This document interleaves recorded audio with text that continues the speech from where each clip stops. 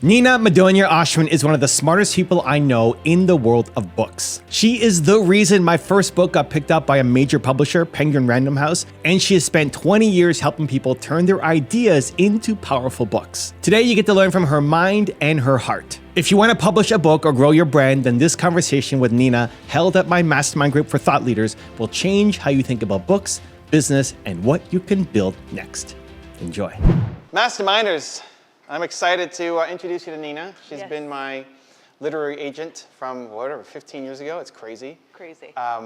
We met through my agent, Steve. And when he first said, you need to talk to Nena, I'm like, why do we need Nena? I have, you're my agent. Why do we need another agent to do? Like, no. Nena is a killer at all things books, and we need to get your book with a major publisher. We need to get it in bookstores. We need to, be the real thing, not just self-publish a book and throw it on Amazon and hit Amazon bestseller for a day because you cheated the system a little bit, right? So when we launched the first book, I had a publisher in mind, and the first offer that came in was a certain amount, and Nena's like, okay, but we could do better than that. Like, really? That's pretty good. Like, no, we're gonna. So she lined up a bidding war over 2 days. It was just talking with publishers for half an hour at a time, one literally into the next. Okay, we gotta go because we're gonna go talk to this publisher, and created this bidding war. Ended up getting 3-4 times the initial advance, and Penguin Random House was the winner. That was my first book experience. And I know a lot of you guys are either have books or thinking about books, and it's a logical extension for a lot of people after their YouTube channels start building a brand. It's like, how do we continue this momentum forward? And Nena is a pretty hard to reach person. And don't get on her calendar pretty easily. So I've sent people to her, like, okay, send me a proposal. Okay, but now you get to actually meet her in person, and I'm excited to do this chat as well. And we haven't ever met No, face we've never face. met in person. This is great. Is this not insane Yeah. how we do life and we do so much together, and books are just such an experience and so intimate and so vulnerable. And then here we are, 15 years later. It's incredible. And to be with you guys the whole time, and I know I'm just watching going, what is going on? My open mouth, open eyes, open ears. What is happening in this mastermind? But I am all here and happy to finally meet you, Evan. Yeah. What have you learned so far in the morning of mastermind here? I've learned about how to click things and how to turn off things and turn off things. No, I think with the thumbnail is pretty fascinating. I'm looking at this whole YouTube world, and I'm trying to compare it to books. And especially in this morning, and looking at just even talking through, even looking at a book cover, it's not the same. So it is really a completely separate vertical. So what I've learned, even in this moment, is you just have to test. You have to experience things, and nothing really works until you see what works. Is that because it changes? It seems like it changes all the time. Yeah, I mean, a huge advantage of YouTube is you can keep testing. The content itself is the content, so the inside of the book is the inside of the book, but the cover changes as much as you want. The title, the thumbnail is like the cover. Actually, my biggest frustration with the first book was not having enough time for the cover design. Yeah, you worked a long time on the cover design. I didn't know that the publisher, I just had different expectations on the publisher side of things for how much time they put into the cover. They basically, at least in that time, gave me a couple designs that they basically pick one. It's like, oh, I was like, none. What are you talking about? We spent so much time on the actual book, so much time. Mm-hmm. It was a year of making the book and back and forth, and the team there was awesome, so much feedback. But then the cover seemed rushed at the last minute without very many options, and I didn't have a chance to get other options outside. And so I still don't like the cover of it, but it's fine, it's whatever. But you worked hard on that. And I think what's interesting, even about book covers and your book cover, and I remember this vividly, it wasn't, and publishers are very particular, but I also think about that, yes, we worked 9 months on your book and maybe 3 months on the cover, but there's always an end for publishing. There's always a moment where it's like, okay, this is it. And I think that's what happened is, I remember you wanted the words on, embossed or in the background. And that's a pretty good memory if it was 15 years ago. I know, I can't believe I'm remembering this. Okay, it's good. Your One Word on Amazon.com. Check it out, or on evancarmichael.com. Your One Word. Thank you. It is really beautiful. I mean, it was, and yes, he should get a bidding war. That's why it's like so different. I'm like, this YouTube, I'll never forget when he was talking about, oh yeah, so YouTube. It's like he had this whole setup, your whole setup in your room and in your office, and I'm like, what is going on? Just get to the content, get to the book, get to your words, get to the paragraphs, and then who knew? I mean, look at this now, it's incredible. It's really incredible what you've done and what you've built. But yes, to the cover, yeah, you do spend a lot of time on it, but you can't test it like this world, right? Like, well, we can switch it. You can't switch it, because then if you're global, then if you publish your book in different languages, you really want to keep it consistent in those languages, those images. And so I get why you were so focused on certain things, but I also understand that we got to move, right? So Yeah, fair enough. No, I mean, you learn a lot through and you were great to the first book as well, because I had no idea. Okay, well, let's start with this. So, people creating content, building their brand, they're going to YouTube. What do they need to know? When are they ready to go and get a book with a major publisher? Wow, okay. Who has published a book before in this room? Who has published a book? Okay, just a few. Self-published, published, yeah. Okay, who wants to publish another book or wants to publish a book? Okay. I think everyone in this room could publish a book. It doesn't matter necessarily if it's a top publisher or something that's self-published, you've published a book. So I have this, yes, I love my business. I love what I've done for 20 years. I live in Dallas, Texas. I was started in TV and film, and then was recruited to work at a major agency that's where Evan and I met, primarily nonfiction. And what I learned is that first-time authors were, yes, it's a learning curve, but then you are able to really kind of make it your own. And so now I think in 2025 and beyond, I think anyone can publish anything. And I would hope that everyone in this room not only thinks that they can be an author, but that they should be an author, because it is a separate vertical. I think for entrepreneurs, it is a completely separate business, lead gen, or really anything that, if you want to create something, create content that's deeper, publish a book. I think the main thing is you're ready when you're ready. It takes a long time to publish a book, and so you want to be thoughtful about how you present that book to your audience, and you also want to be thinking, how does this look? Because books stand the test of time. It isn't something that you can retest. You have to really kind of put your foot in the sand when you write your book. So I think it's any time is the right time to start getting ready for your book, but I would really think that your content, because it takes so long, you need to really be clear on what your concept is. I don't even think it's like getting a major publisher, because you already have the attention, right? But I think for you in the room, yeah, you could have 10,000 followers or 1 million followers, you're ready. So everybody here is nonfiction. They're experts at like what they're great at.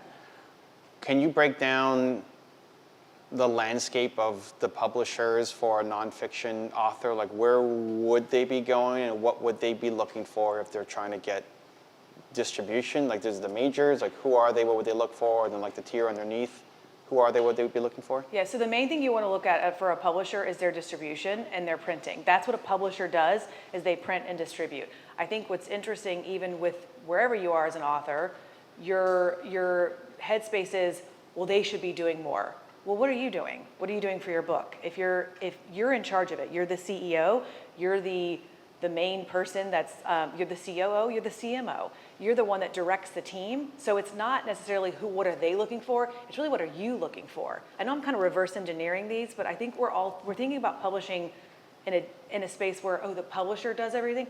No, you're in charge. You have to do it. What are you doing with your business? If you don't know what you're doing with your book, then you need to rethink what you're doing on your book. So I guess in terms of who to go to, right? So I was talking to, we help the CEO of one of the major publishing houses. He said, hey, anybody who hits your radar who's got 100,000 plus subscribers, that's for YouTube, that's kind of the level we start to look at for considering giving them a book deal. Right. And then it's a question of what is there an advance and how big is the advance, right? But the 100,000 subscriber mark is one of the main things that he's looking for, specifically YouTube, because the other platforms are way more easier to game and don't mean as much. Yeah. Is that accurate beyond that one publishing house? Are there other thresholds for maybe a smaller player, or if you want a deal but you don't care about the advance, you just want to be able to get it in stores? I think what you should be looking at, I think that's a great point about the publisher. I think what you should be looking at is retention and what the feedback is from your audience. What does the audience want from you? Is there a frequency of what's, in 1 week, are you hearing the same thing over and over again? Like, okay, are they wanting to talk about hemorrhoids more than not, Dr. John? Or, right, or is it lymphedema?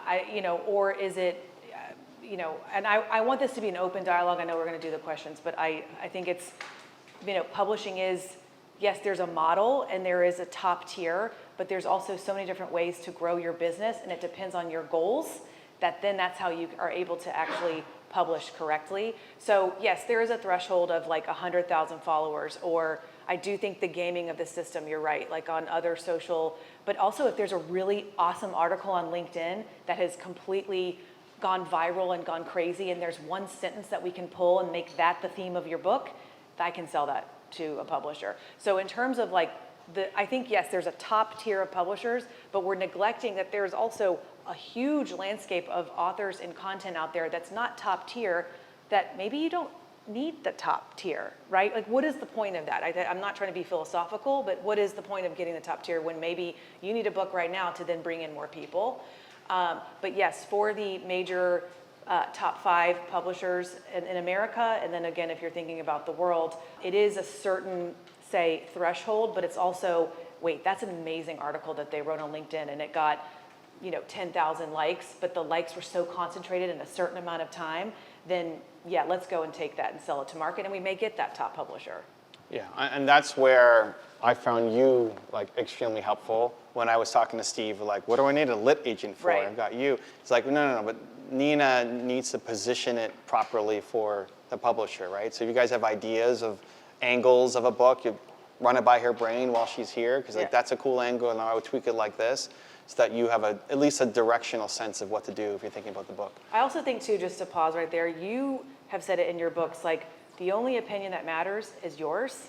So like, let's be honest about that. Like, yes, you can take my opinion, you can take the publisher's opinion, but if you really believe in something that's really specific and you really want to publish it, you need to see it through. You need to make sure you're clear on the goal, but do it, right? Like, just like with the book cover, I think you won on the book cover front because you wanted all the words of the thing, and you won. So I think with everything in life, it's a small win. It's a small win. It's a small win. But with everything, you're the one that's in the driver's seat. Your opinion matters. So yes, like, I agree. You need a literary agent no matter where you go. You need someone who is in the trenches here, because again, I'm open mouth, wide eyes, wide ears, going, what is going on in YouTube? I need you guys just as much as you need someone who's an expert in publishing.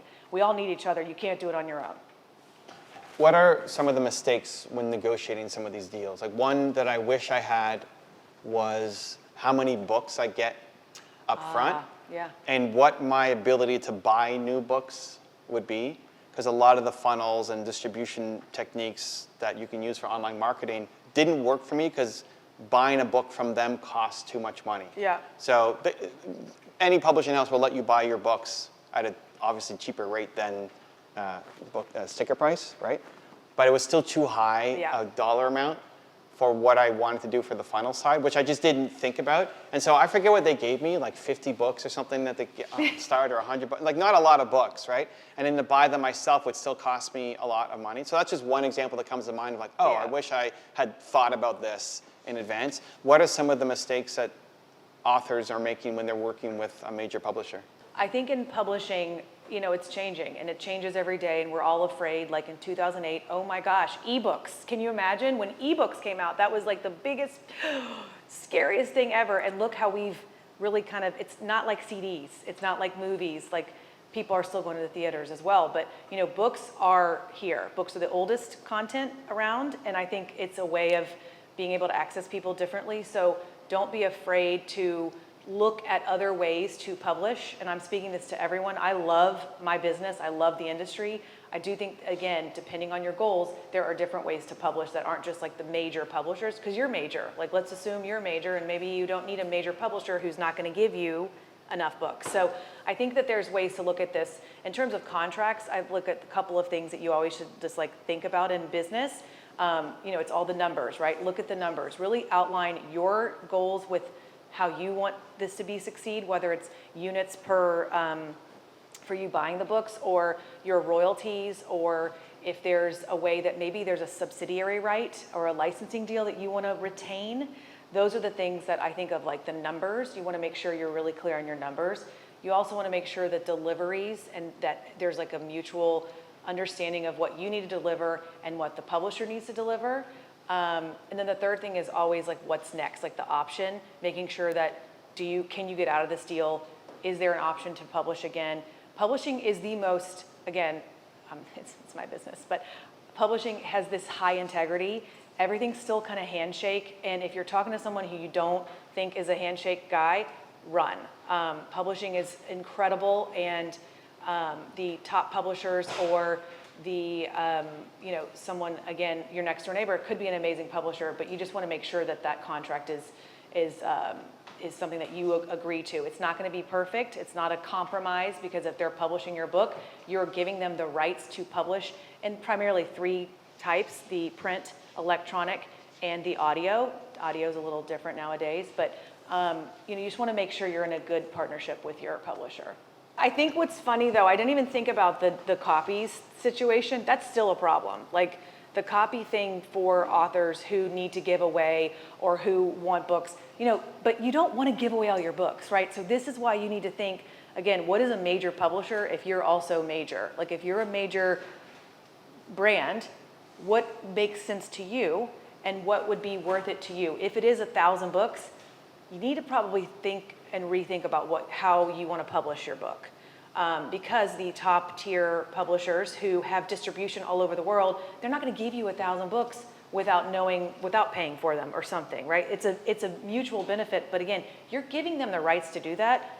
You got to have to give something up. I think that's what's hard, is that authors, especially nowadays, go, okay, well, they should be giving me the books. Well, do they need to give you the books? Because you gave them the right to publish and you gave them the right to print it.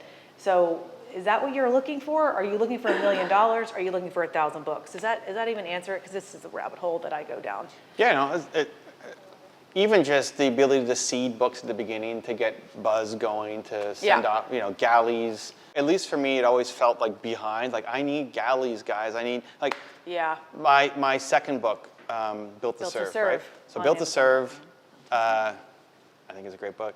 It's a great book. It's who he is. I mean, that's what's a great. Okay, sorry, I'll keep quiet. No, you can say whatever you want about Built to Serve. And Your One Word. Again, I think there's a believe in there, and obviously there's other books that he's done. But this is when you want someone who is a champion. But can you imagine? There's so many other people in the world that could be saying it like me, right? That's what's different about the book space, right? And I could have a whole TED Talk on why books are unique and why they're like the best and why everyone should write one. So that's for later. But the Built to Serve, that was a whole different game as well, right? I mean, that was a different publisher.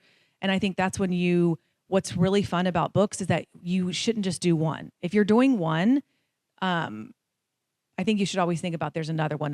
Now, you shouldn't do them all at the same time, but definitely think about, like, as you build your book brand, you're able to access other people, other aspects of your brand. And so thinking about each book as a different vertical is helpful as well. That was my point. This group here and the people watching will be focused on marketing. Yeah. Like, it's an entrepreneur group. A lot of authors don't know much about marketing, and so they struggle. But I think marketing first. Like, how are we going to then talk about this book?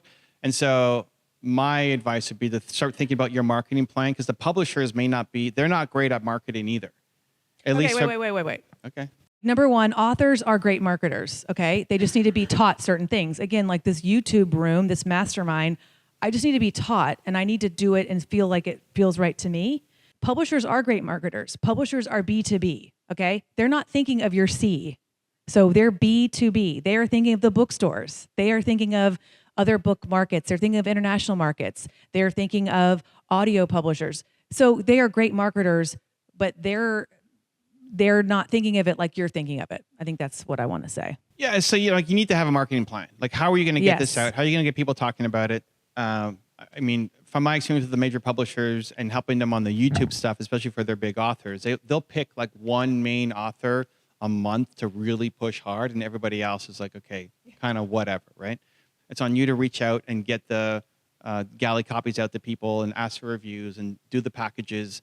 Like, if you're expecting them to come in and help you with all of your packaging, I think you need to go and educate yourself more on book marketing. Yeah. They're great on the editing and the distribution and all that stuff. And to sell to the bookstores. Yes, like they'll get it in the bookstores. Yeah.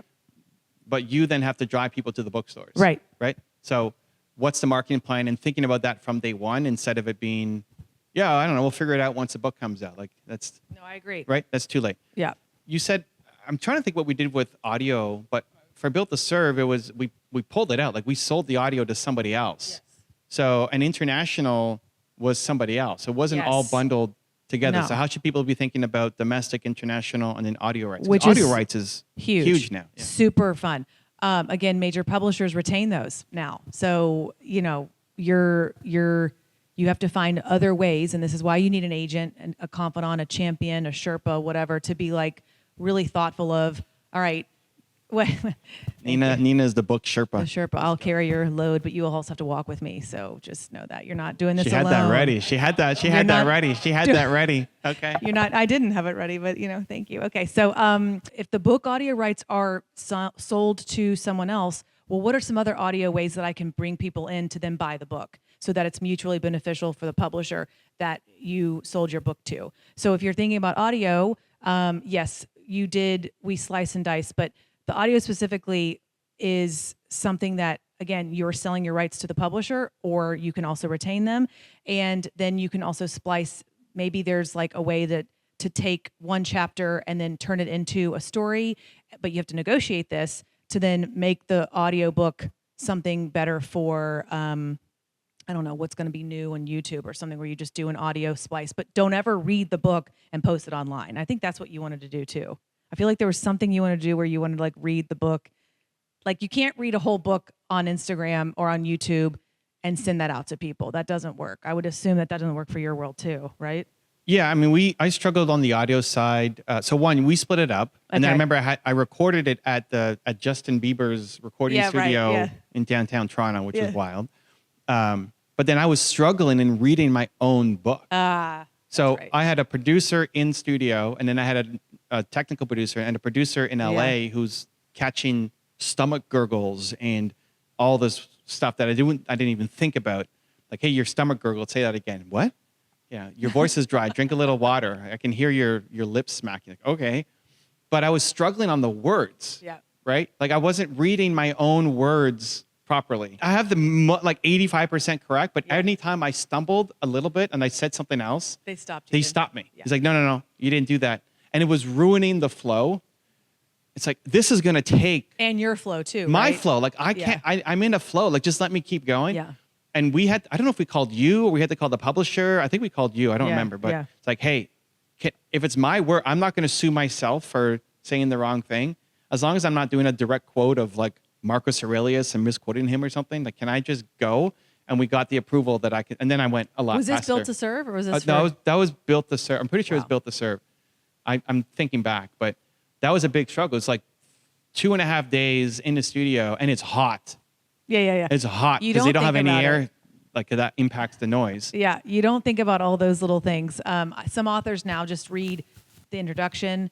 Some authors are really, and most, again, depending on the publisher, depending on what you want to do, authors want to read their book, but they're not equipped to doing it. So it's okay if you don't read your book, but a lot of people want to hear it in their voice. Nowadays, publishers are retaining those to say, okay, we'll give you the option to do it, but if there's a point where, not when you're in studio, but if there's a point that we think, you try out, and then if they think, well, maybe it's someone else, Evan, then, you have to be okay to say, all right, I'll let someone do it who trains in voiceovers and trains in reading a book for 8 hours. And actually, if it was 2.5 days, it normally takes 5 days depending on the book.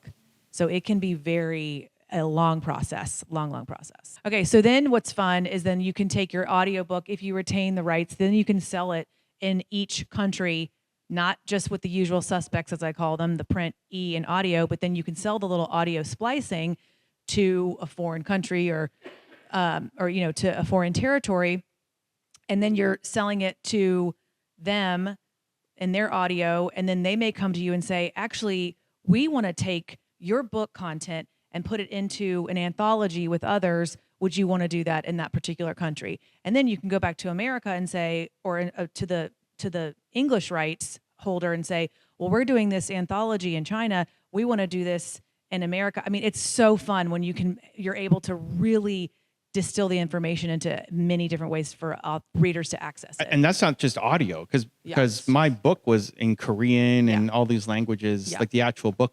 Yep, the actual book, and then. And that was outside of the major publishing house. It was sold separately. Yes, but you don't. I have a lot of authors. I work with publishers to then sell their catalog to countries or to throughout the world. And a lot of authors, again, nowadays with the world of, well, I can do it myself, you just don't want to. You just don't want to do it yourself because the contracts, you don't want your IP to go in different ways. That's what we were talking about earlier.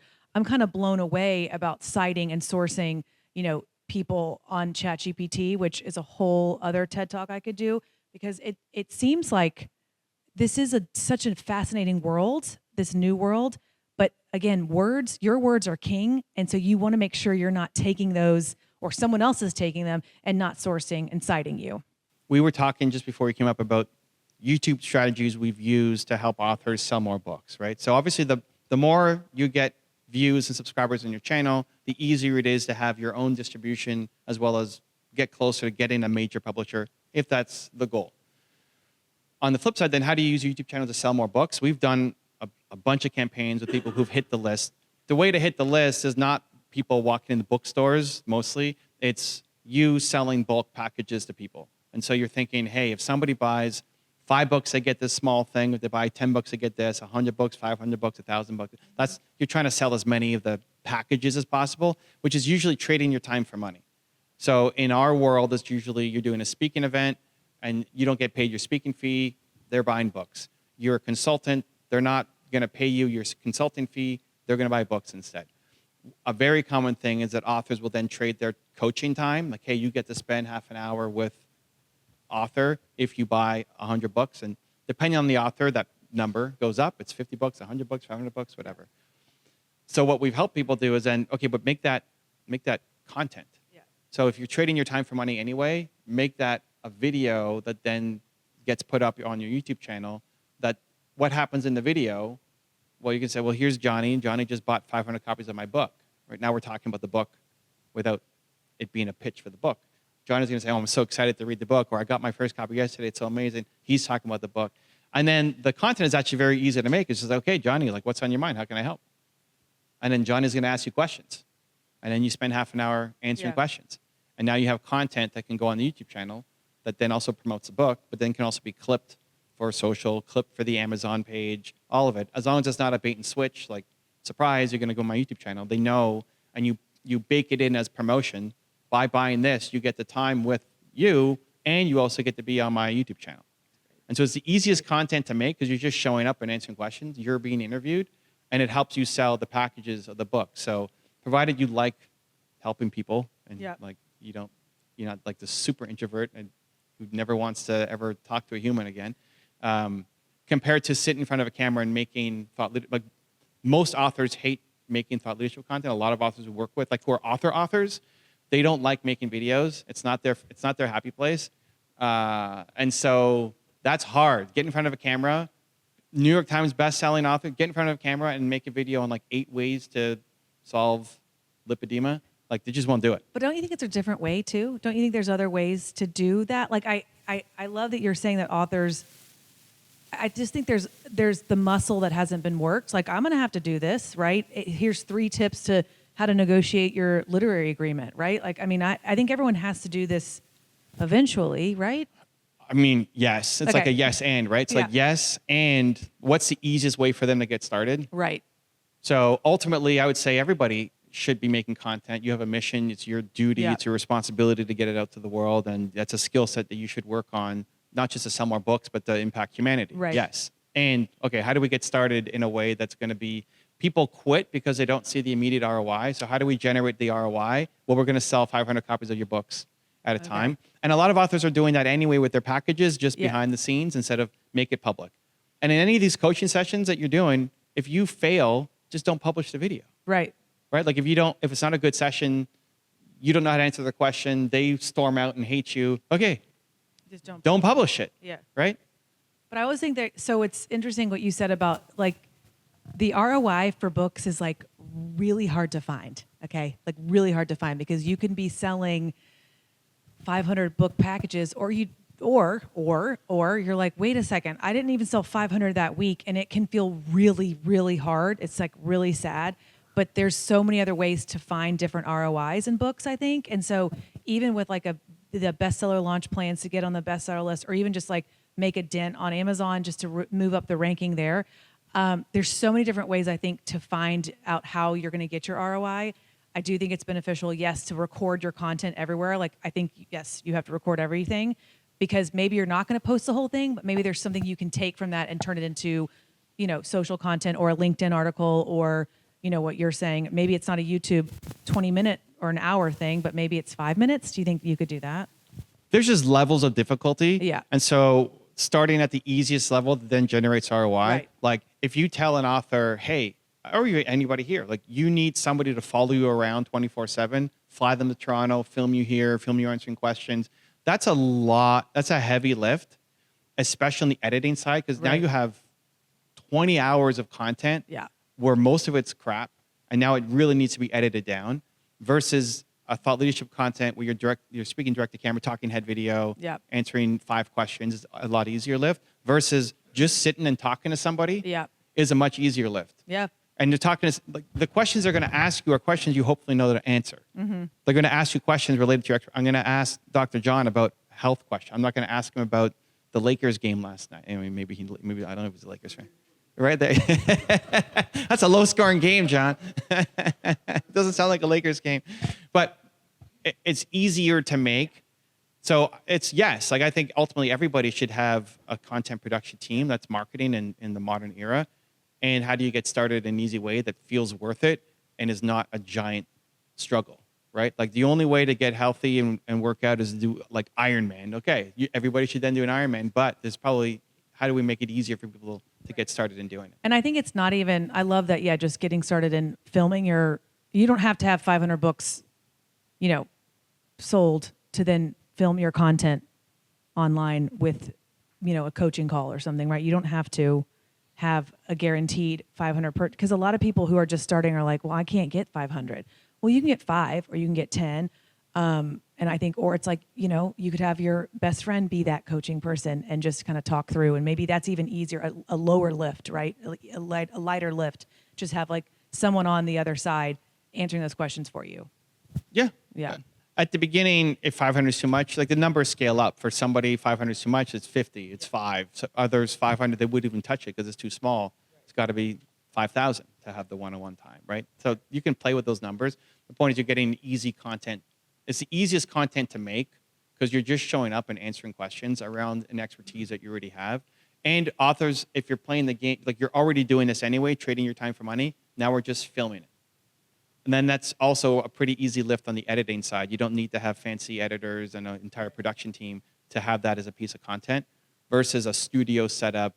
Like that's a Zoom call. That's a Riverside call, right? Yep. Versus a studio setup versus a travel vlog, like you're following you around on your journey, right? So just that's all, everybody here is an entrepreneur, they're business owner. You don't make money from the book. You make money from the exposure and putting it into your business process. Yep. So before they work with you or while they're working with you, you send them their book, right? So they have a lot more context on who you are. You're not making money really off royalties unless you're selling just crazy numbers. Like that's not the reason. You don't get rich off of your royalties for the book for the most part, unless you're No? No, you don't. I'm not. Yes, and. In nonfiction? I like the yes anding. and. I'm on the yes and. Yeah. No, I was talking to Nick the other day. He said the no is the ultimate yes and, right? It's just like, He's like, yes and. It's just a polite way to say no, right? Instead of saying no, it's like yes and. Yeah. Okay, thank you, Evan. You knowed me like 10 times on this discussion. No. Yes and. It's great. It's great. That was a Nick thing. You can hate on him. It's not. It's totally wrong. Yes, the book is like an iceberg, right? Because we're not. If you want content from Evan, you don't read a book. You go to his YouTube, then you go look on social, then you go see him speaking, then you go say, oh, and then maybe the book. Oh, maybe I'll buy that book. Like it is the hardest sell, right? For someone to buy a $30 book, it's really difficult. But once you do, then you've got them locked in, and you're able to then, like, keep them into your network. And those are the people that then show the global expansion. And what I mean by like the iceberg is like, I'm reading it. Evan's not reading it to me. And so I'm identifying with it. So like I'm connecting with it so much. It's almost like it's this experience for myself to then be transformed. So I don't know how it feels to have that YouTube thing, but I haven't heard any YouTube thing. I don't know what I'm saying there. I don't know how it feels to have someone like your or subscribe on YouTube, but I know how it feels when someone read your book and says, it changed my life. It changed my life. So there's something, I've been trying to sit here when I've been listening to everything Evan's saying and trying to connect books and YouTube, and it can't. There's no connection. There's no similarity. I think the similarity is that, yes, it's you and it's your content, but it is just a completely separate, incredible vertical that everyone should incorporate into their business. When Steve, our mutual friend, said you need a book, I didn't think I needed a book. It's like, I can open doors with my YouTube channel. Like, I don't need a book. There's no point. And he still forced me down the path of writing the book just because, like, okay, trust in Steve, do whatever. But in that process, I came up with the manuscript or the concept of the manuscript for Your One Word. And I thought, you know what? This actually fits better as a book than a series of YouTube videos. Wow. Like, I could have taken all those chapters and turned them into different YouTube videos, but having them all in one spot just felt better as a book than as a series of YouTube videos. So I think they can inspire each other. Like, your videos can definitely inspire what you turn into content, and vice versa. If you've written a lot, you can turn those into YouTube videos. But I think that's when you know you have a book too. It's like, this feels better I'm not doing this just for my brain, but actually there's a concept here that feels better in book format that I can still talk about in my videos, but as a condensed thing right here all together. That's when I really went all in on Your One Word, and we started talking to you and creating the manuscript, because it felt a lot like this is actually really a book cool. now. That's cool to hear that, because I think a lot of people are like, I don't need to write a book. Ooh, God, that seems so long. I don't even read. And then you're like, oh wait, I read every day. I don't even realize it. So, and wow, some people still have bookshelves, right? Some people still have, actually a lot of people still have books on their nightstand. So, be one of those. Try to be one of those, because it really does transform people. But I love it for the author as a sole piece of work. Yeah, it's nice to have it all collected together. And again, they do mutually support each other. All right, let's throw it over to you guys. I'll pass the mic to Markham. Okay, I'm told when you use a top line or regular publisher, you lose some rights to the actual book, the IP. Is that? And I could have this wrong. You share them. You share them. So What it's does that still mean? your IP. It's still your copyright, but you share the some of the splits with them. So when I was talking about subsidiary or other licensing deals, you'll share them with them. And again, the usual suspects, print, and audio, are like the ones that you do give up, I guess. So can I take one of the chapters and print it to try to promote that topic, or I can't If it's even? less than 10%, yes. But you always want to ask If it's what? less than 10% of the entire body of work. Got it. Okay. You always want to ask. I think again, every contract's different, and you can negotiate whatever you want. And you have a good agent, and you can negotiate whatever you want. Are you a good agent? I'm a great agent. I'm the best agent.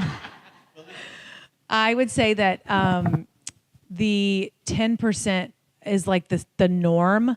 And I don't know. I think this is goes back to something, and I don't know what. I'll chat GPT and it'll ask me what it is, or it'll give me an answer. So that downside is balanced by the upside of getting it distributed into bookstores and all of that, because you just really want. I'm going to tell you I something. saw Evan on stage, and then I bought his book, and now I'm here.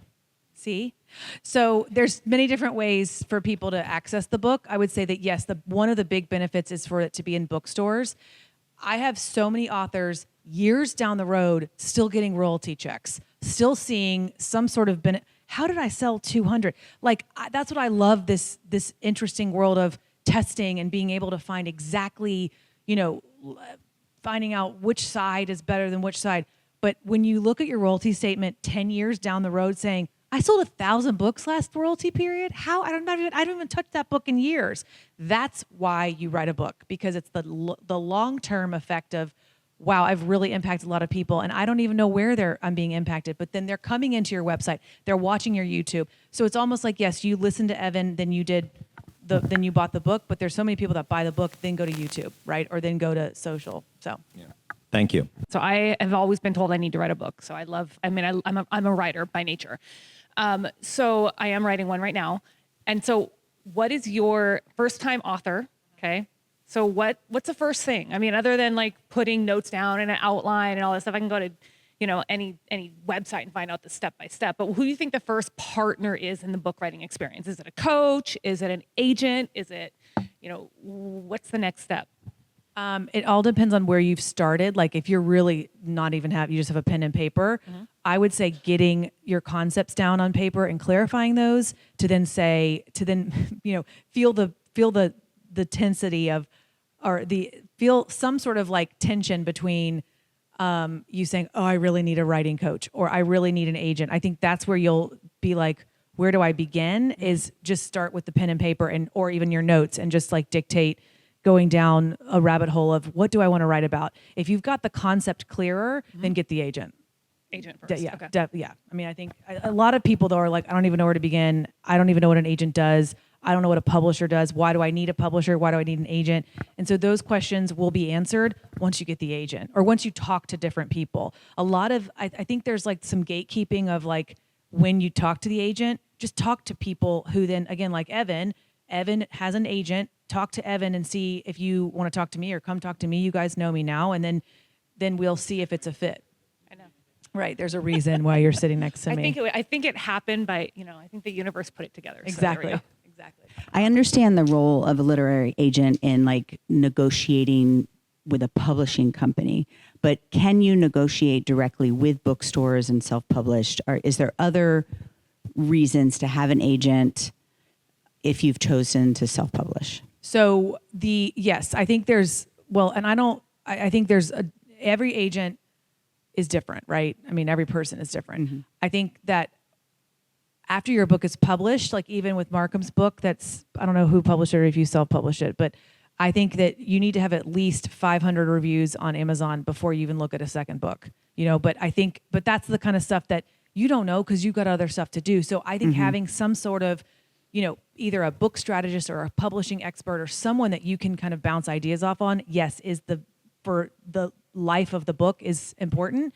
If you don't have someone who is helping you get in front of those bookstores, then yes, you could do it on your own. I just don't think it's as like. But you can do that. You negotiate with bookstores and things like that. Yes, but I would say that the publishers have the best relationship with the big chains, and then locally is like, that's when you can strategize with someone like an agent to see, okay, is it necessary to go to all the bookstores, or should I just focus on my one area that where I live, my next door. Mm-hmm.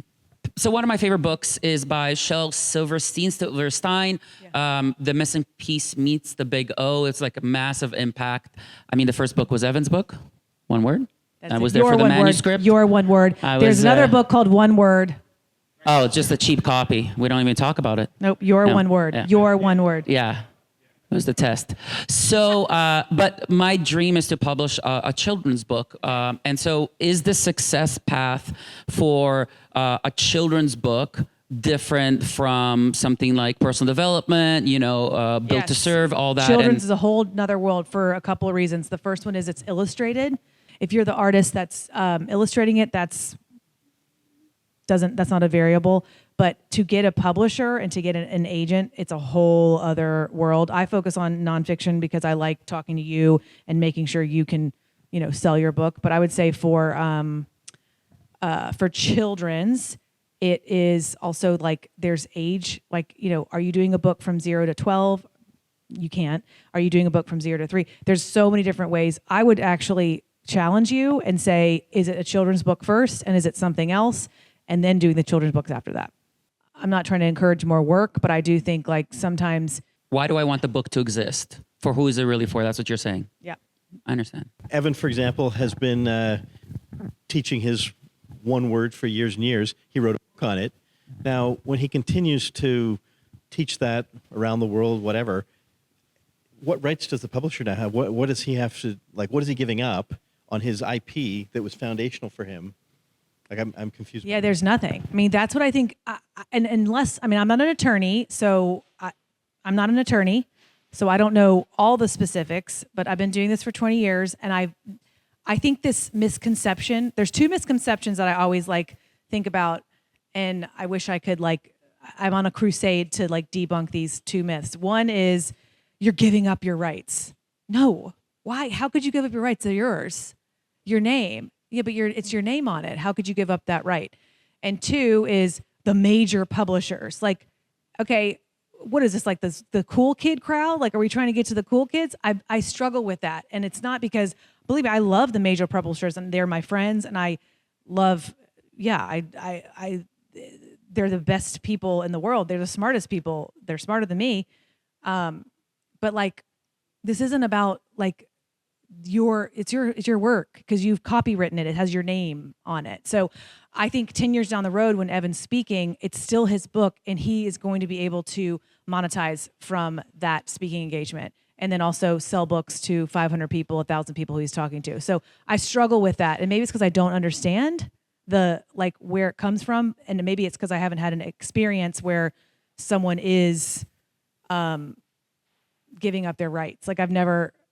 In fact, okay, the one thing that's been really interesting, and I don't know if you guys have seen it, but there'll be a book and then there's a workbook right afterwards. Like on Amazon, if you look at Evan's, there's like then a your one word. And I don't know, maybe Evan likes that. But like there'd be like a workbook that has been generated by someone somewhere in the world that is taking your IP and putting it on Amazon, but it has your name on it and has your book title on it, but it's still a workbook that you didn't create.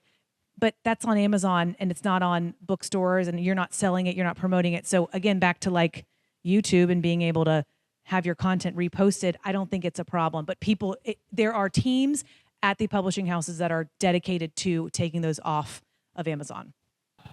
But I mean, that makes sense. And it's everybody in their own best interest, right? Like that's in the publisher's best interest to take it all down. Personally, it's great. Yeah, right. Somebody wants to make a workbook. I mean, what I've learned from Evan in 10 minutes is like, just do it. Like, just see what happens. Just do it. Although it's like every being in my body is saying, no, don't do it but then no, just do it because. As long as it's on brand, like if it's Evan Carmichael's speech on how to kill chickens or something, like, okay, that's not. But if it's how to kill chickens and doesn't say Evan Carmichael, would that. Like my voice? What is it? No, it just says how to kill chickens, and they took your content and they didn't even put your name on it. I don't know. Yeah, so you're fine. I mostly don't care. You mostly don't care. I just don't spend time on defense and then worrying about these things. Yeah, move on. Mostly. Yeah. As long as it's not absurdly bad, or it's like a lot of times it's just not even worth punching down. Like, what's the impact? How many books are sold? How many people are actually looking at this page?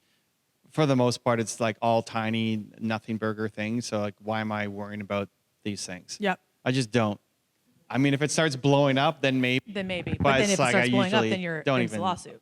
But that's not also Nina's great at that stuff. My team is great at that stuff. I don't even know my phone number. So I don't pay attention to that stuff. Are there limitations or advantages that you've seen someone self-publish and then they take the thing that they self-publish and then they go and try to pitch it? Terrible idea. Terrible idea. Stop. That's where it's like going back to like self-publishing. Do what you can with the book that you're working on and then like do all that you can. And that's when you reach out to somebody and say, I need help. I need support.